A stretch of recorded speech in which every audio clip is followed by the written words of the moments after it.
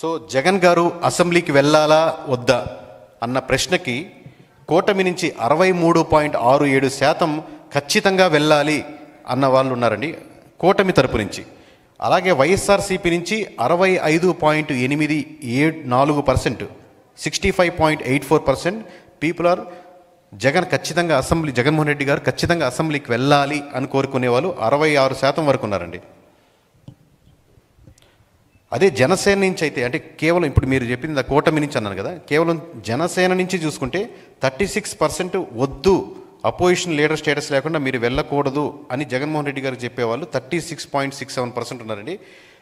జగన్మోహన్ రెడ్డి గారు అసెంబ్లీకి వెళ్ళాలా ఉండకూడదు అనే దాని ప్రశ్నకి.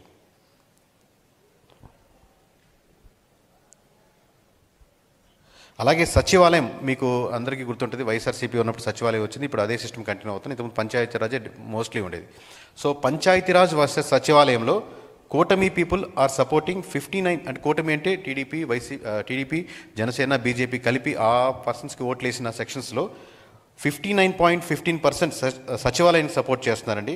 పంచాయతీరాజే బాగుంది సచివాలయం కంటే అనేవాళ్ళు 24.15% మాత్రమే ఉన్నారు.